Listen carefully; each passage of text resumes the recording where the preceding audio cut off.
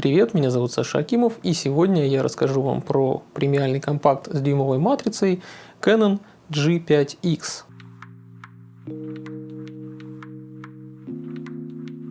В прошлом году я уже делал обзор на самую простейшую дюймовочку от Canon G9X Mark II. И камера, несмотря на то, что она прям маленькая, очень компактная, легкая, она проста в освоении и в общем и целом картинку не такую уж ужасную выдает, но она мне все же скорее не понравилась.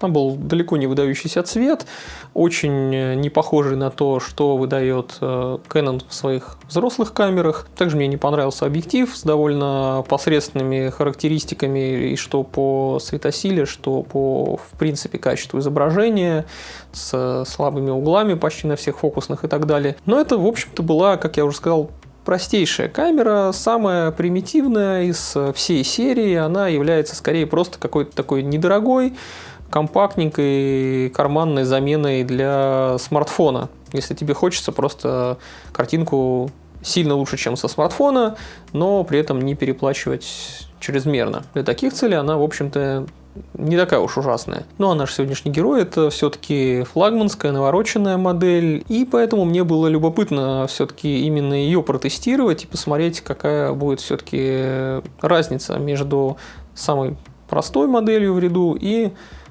такой считающейся самой навороченной. Конечно же, камеру для этого обзора я приобрел на свои деньги, как и большинство техники, которая здесь у меня тестируется, обозревается и про которую я вам рассказываю. Так что не забывайте про то, что я трачу свои личные деньги на то, чтобы сделать здесь развлекательный контент. И вы, если вам это интересно и нравится, можете поддержать канал, поддержать меня лично, мои вот эти труды, подписавшись на Boosty. Ссылка будет в описании. Но вернемся к так называемым дюймовым камерам, дюймовочкам. Во-первых, хочу напомнить, что дюймом настоящим там, конечно же, не пахнет никаким образом ни по площади, ни по диагонали, нигде дюймом это не является. Это видиконовский дюйм, то есть это сильно меньше, примерно на треть меньше, чем обычный имперский дюйм. Ну, во-вторых, также напомню, что у меня уже есть видео на канале, где я объяснял, почему некоторые дюймовые камеры не взлетели. Это были как раз системные, со сменной оптикой фотоаппараты, такие как система Nikon 1, и всего лишь одна камера вышла у Samsung NX. Samsung, в принципе, закрыл свое фотоподразделение, а Nikon что-то там трепыхался, пытался что-то сделать, но такие камеры не зашли, скорее по-другому. Потому что людям, которые покупают простейшую маленькую камеру с некрупной матрицей, той же дюймовкой, им не хочется ломать голову над тем, чтобы какой там объектив выбрать, для какой ситуации объектив поставить и так далее. Никто не хочет возиться со сменной оптикой в таком сегменте рынка. Потому что это как раз та зона, где люди хотят просто нажать на одну кнопку и отдыхать, а не заниматься вознёй, как с какими-то взрослыми камерами. Наиболее грамотными в этом смысле оказались, конечно же, Sony с их серией RX100, потому что там просто сразу ставилась оптика Zeiss, достаточно светосильная, достаточно качественная, никаких не требовалось тебе дополнительных объективов туда устанавливать. Просто по умолчанию у тебя сразу же была хорошая камера с небольшим зумом. Но для тех, кому нравятся какие-то вот типа суперзумов камеры, у них была RX10 серия. Panasonic также не отставал, они делали и суперзумы, такие как FZ1000, и премиальные такие компакты с маленькой матрицей, но тоже с крутой оптикой, в данном случае с лейковской. Это LX15, например. Ну и, конечно же, Canon взялся очень усердно развивать вот этот сегмент рынка именно дюймовок. Это суперзум у них в данном случае камера G3X. Ну и по старшинству там идут у них G5X, G7X и G9X. То есть G9X самая простая, G5X самая навороченная. Есть еще также G1X, но там уже матрица совершенно другого порядка, там или 1,5-дюймовые в первых двух моделях, или уже APS-C в третьей модели.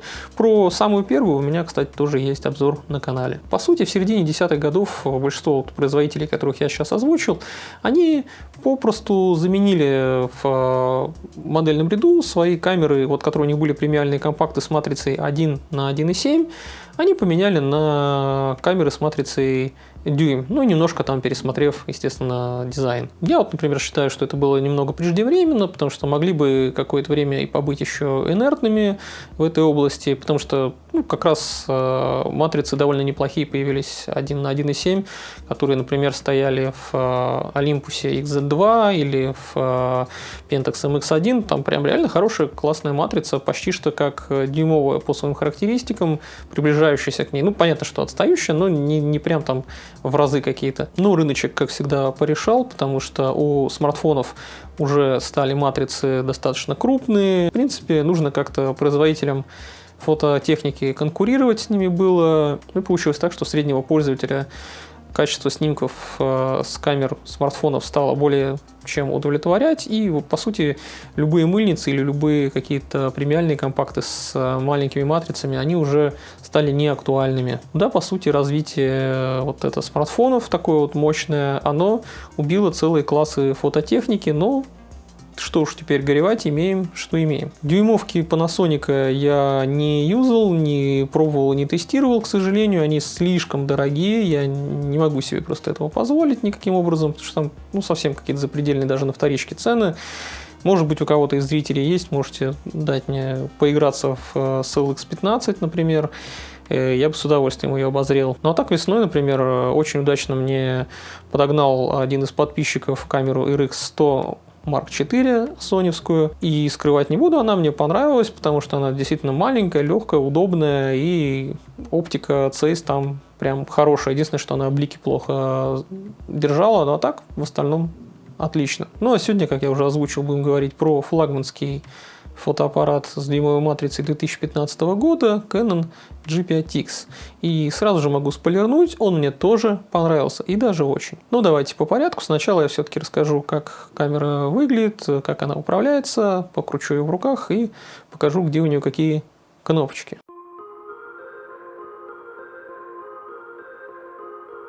Камера не то чтобы прям сильно мелкая, по дизайну она вообще похожа на G1X Mark III.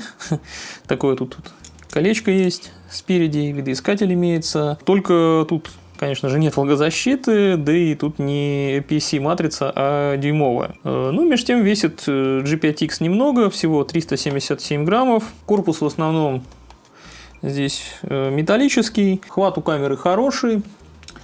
Выступ для пальцев здесь хороший, такой прорезиненный. В общем, хват реально хороший, удобный. Камеру удобно держать в руке, лежит хорошо. Сзади выступ под большой палец такой неплохой. Сверху слева здесь колесо выбора режима съемки. Есть полноценный горячий башмак. Ну, без встроенной вспышки здесь тоже не обошлось. Она вот так вот выдвигается просто руками, без каких-то защелок. Ну, она такая маленькая, находится не очень высоко, вероятно, будет тень от объектива. В общем, я ее ни разу не юзал, не могу ничего про нее сказать, пофиг на нее. Справа сверху здесь находится кнопка включения. Она утопленная, случайно не нажмешь, то есть на нее надо так с усилием поднажать, чтобы она включилась. На самом краю находится колесо для экспокоррекции. Оно достаточно тугое, не сбивается и имеет хорошие такие ощутимые щелчки. Рядом находится кнопка спуска, достаточно мягкая и приятно нажимающаяся, и вокруг нее рычажок трансфокации. Сзади мы имеем отличный видоискатель с разрешением 2 360 000 точек и обновлением 120 кадров в секунду. Он сам по себе, конечно, не выглядит гигантским, такой достаточно компактненький, но при этом картинка в нем действительно хорошая. Единственное, что присутствует некоторый blackout, когда ты вот снимаешь, у тебя как бы экран этот гаснет. Но ненадолго к этому можно привыкнуть, в общем-то. Так же, как у многих Canon, прекрасный здесь полностью поворотный и сенсорный дисплей с разрешением на 1 миллион точек 3-дюймовый. Я не перестаю нахваливать тач-управление у Canon, оно супер удобное, можно там точку гонять, можно в быстром меню все что угодно менять, можно в обычном меню, ой, сенсор случайно тронул, можно лазить и так далее. То есть, в принципе, сенсорное управление просто самое замечательное, наверное, у Canon. Оно, на мой взгляд, одно из самых лучших. Далее все физические кнопки находятся у нас справа, что тоже замечательно. И, как всегда, у Canon можно поменять настройки множеством способов. Или напрямую с кнопки, допустим, вот там в макрорежим перейти, или в мануальный фокус, или там режим фокусировки поменять, просто нажав на кнопку и выбрав, что тебе нужно через вот этот, получается, крестовину, или сразу тапая по экрану, собственно, через быстрое меню, как я показывал, или же можно просто через обычное меню зайти. Ну и также крестовина, она еще является и колесиком, помимо всего прочего, то есть это еще одно дополнительное колесо. Кнопка видео, кстати, здесь тоже утоплена, случайно она не нажимается, как это было, например, у меня у Samsung NX Mini, у которого тоже похожим образом расположена вот эта кнопочка, но там она была торчащая, и вот эта штука, она была по-другому расположена. Короче, она там нажималась случайно, здесь такого не происходит. Справа у нас под заглушкой находится, значит, несколько разъемов, микро HDMI, микро USB и, получается, порт для тросика. Кстати говоря, G5X способен заряжаться по USB, что тоже удобно, и от пауэрбанка, и от компьютера можно подзаряжать в дороге. Пониже заглушки кнопка для быстрого соединения со смартфоном по Wi-Fi. Если что, тут видите, телефончик такой нарисован. Да, конечно же, камерой можно удаленно еще через приложение управлять или там сбрасывать фоточки, но это как бы уже само собой разумеется в современном мире. Теперь у нас находится объектив 8,8 на 36,8 мм с переменной светосилой от 1,8 до f2,8. Значит, в эквиваленте это получается 4,2-кратный зум, 24-100 мм, приблизительно там какие-то десятые миллиметры уж можем округлить. При этом объектив еще и обладает оптической стабилизацией, которая очень неплохо отрабатывает. Я фотки буду показывать там на более-менее длинных выдержках, потом дальше уже посмотрите. Объектив автоматически при включении и выключении закрывается шторкой, то есть вот я включаю, он открывается, выключаю камеру, он закрывается. Вокруг него также есть удобное кольцо для изменения параметров. Оно металлическое, такое все с насечками, рифлененькое, не скользящее и замечательно щелкает. Вообще всего на тушке 4 колеса получается. То есть вот это колесико спереди, сзади вот здесь. И также экспо-коррекция тоже. Удобство управления и эргономика тут, в общем, на высоте. Очень много разных способов управлять, как тебе будет удобнее, как твоей душеньке больше нравится. Но тут есть один недостаток. Это достаточно грустная маленькая батареечка.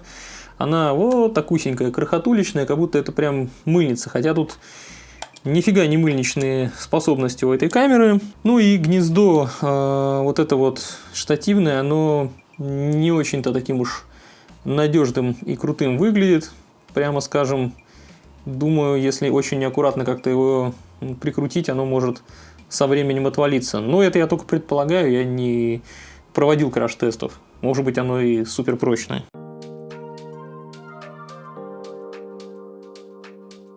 В G5X используется матрица на 20 мегапикселов, примерно такая же, как в Sony RX100 Mark III. Это лишь мое личное какое-то предположение, потому что точной информации о том, какая конкретно там матрица установлена, нет ни со стороны Sony, ни со стороны Canon, но здесь точно стоит соневская матрица на 20 мегапикселов. В любом случае сенсор очень даже достойный, у него нет сглаживающего фильтра, он в принципе имеет довольно приличное разрешение, и его детализации вполне себе достаточно для того, чтобы снимать какие-то простые, незамысловатые пейзажи.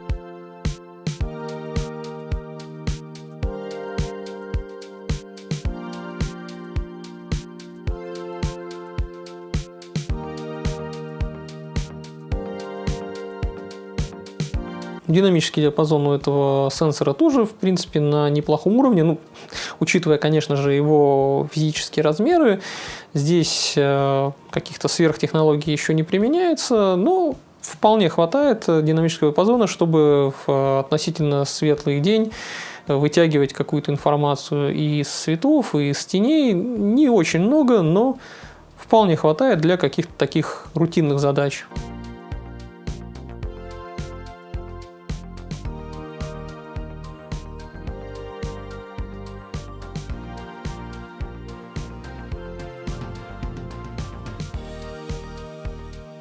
По моим ощущениям, лучше, конечно, немного недоэкспонировать, так же, как и на Sony RX100 серии, потому что информации в тенях как-то сохраняется несколько больше, чем в цветах.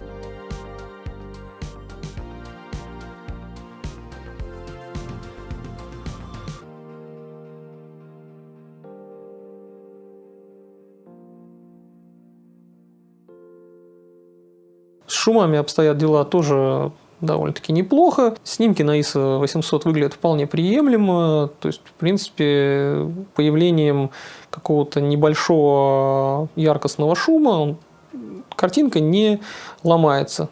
Шум появляется, конечно же, но он мелкий, достаточно разрозненный, и детали он не подъедает. Можно, конечно, в некоторых обстоятельствах и на 1600 ISO получить более-менее неплохую картинку, но все же я бы не рекомендовал поднимать выше 800 единиц светочувствительность на подобных камерах. Впрочем, поднимать ISO здесь не так уж часто придется, потому что Canon об этом позаботились. Помимо того, что объектив сам по себе достаточно светосильный, на широком углу от 1.8 до 2.8 в телеположении, так еще он и обладает оптической стабилизацией. И она, я могу сказать, довольно неплохая. Иногда, например, в достаточно темном лесу я снимал, и у меня не было желания поднимать ISO, я оставался в рамках ISO 125 единиц, и выдержка там была 0,1 секунды. И все было вполне резко, то есть вот до 0,1 с вероятностью 90% отрабатывает этот стабилизатор.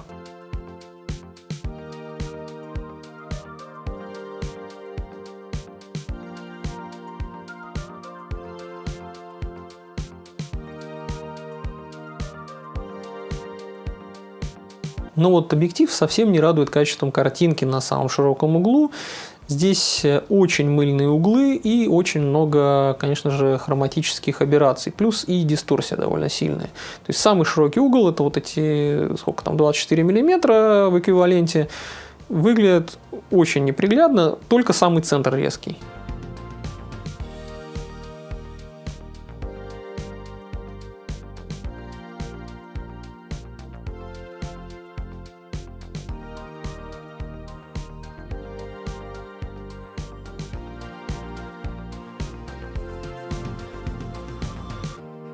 Ну, от фиолетовой каймы не так уж сложно избавиться на постобработке, тут это не проблема. Но нормальной детализации можно добиться только лишь зазумировав хотя бы где-то до эквивалента 35 мм. Вот там уже картинка выравнивается, углы становятся очень хорошего качества, и выглядит картинка в целом хорошо. Ну а дальше, чем сильнее ты зумируешь, у тебя все лучше и лучше картинка, все ровнее, ее в целом вообще качество по всему полю кадра, и становится очень резкая, от 35 мм в эквиваленте начиная, тут полный порядок.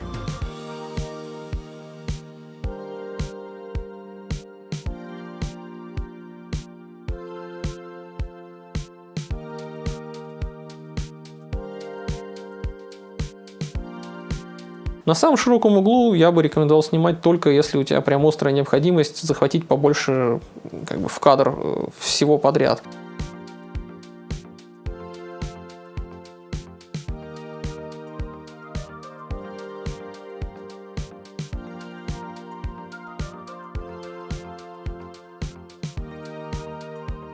Ну и оптимальная диафрагма для съемки на этот фотоаппарат, наверное, где-то f5. Здесь наиболее резкая картинка и ровная получается. То есть, если ты сильнее прикрываешь на большем телеположении, у тебя уже может начаться там серьезная дифракция. Ну, а если ты, наоборот, слишком сильно открываешь, то все-таки углы становятся мульноваты и остается резким только самый центр.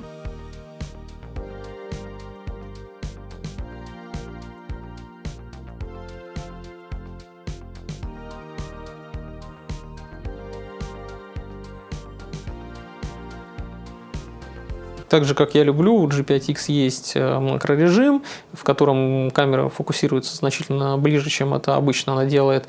И здесь тоже резкость на очень хорошем, достойном уровне. Всякая незатейливая макро, мне на нее тоже понравилось снимать.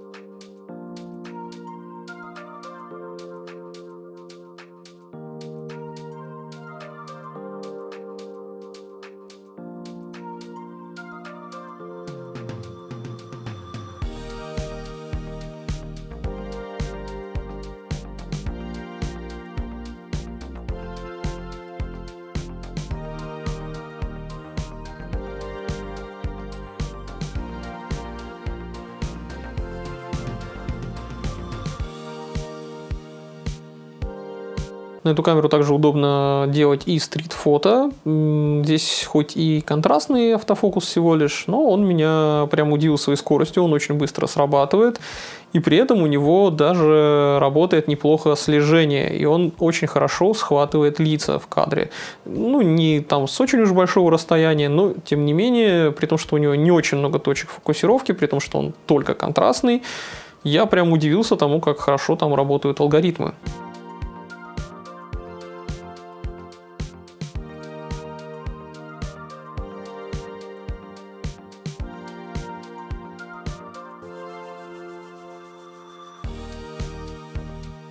Также здесь абсолютно бесшумный электронный затвор, но какой-то очень странный. У него очень медленное считывание и максимальная выдержка, которую он способен отработать, это 1/2000 секунды. Так что я постоянно ходил с включенным в авторежиме ND-фильтром, то есть он включался, когда камера просто не могла отработать какую-то выдержку, например, в яркий солнечный день.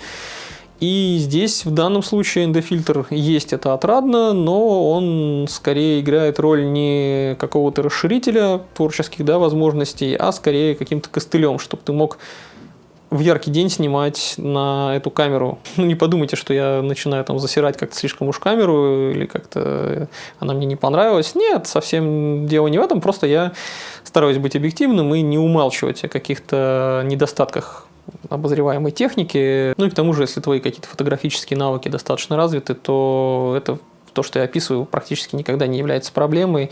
Ты прекрасно можешь чувствовать и понимать какие-то компромиссные решения в камерах, какие-то их недостатки, и легко их компенсировать просто скиллом. Мне было действительно приятно пользоваться Canon G5X. Камера легкая, простая, удобная в управлении. Это камера такая, знаете, которую хочется реально взять с собой. У нее достаточно универсальный светосильный 4-кратный зум. Она довольно шустро включается. В принципе, все в ней работает хорошо. Тач-управление замечательное. И есть видоискатель, к тому же, вполне приличного качества. Да, у него, конечно, когда ты снимаешь, присутствуют блэкауты. К этому можно привыкнуть, это тоже не проблема. Это именно камера, которая, если ты хочешь вот идти налегке, где-то пойти погулять, просто кидаешь ее в карман куртки и пошел без каких-то заморочек.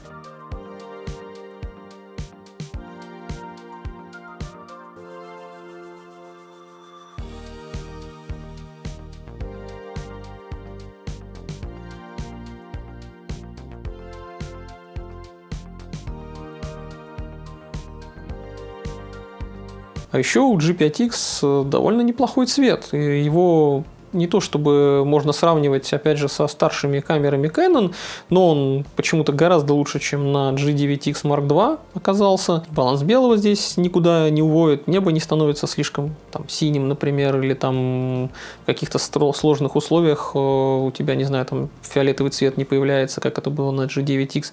Нет, здесь, в принципе, баланс белого отлично работает, все хорошо, и скин-тона приятные, и цвета, в общем, чаще всего из камеры вполне не требует какой-то особой доработки. Ну, так чуть-чуть где-то там по вкусу поправить, а так очень даже хорошо.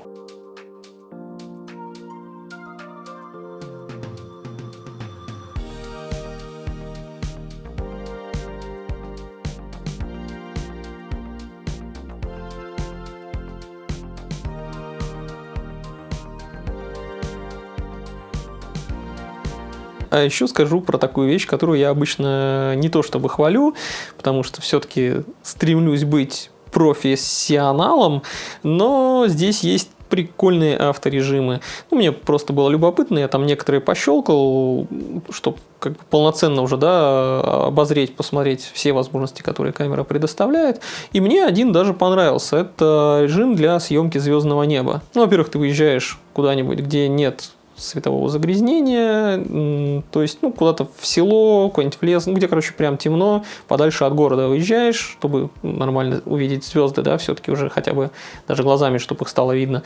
Вот. Ставишь камеру на штатив, включаешь этот режим, буквально там нажимаешь одну кнопку, и камера все делает за тебя. Она сразу же подбирает оптимальную выдержку, там ISO, все настройки, баланс белого, наводится на бесконечность, и в принципе, ты ни хрена не делаешь, просто тебе надо в темном месте оказаться, где есть звезды, нажимаешь, и я даже не ожидал, что на такую мелкую камеру с такой мелкой матрицей можно снять Млечный Путь. Ну и давайте уже подведем итоги всего вышесказанного.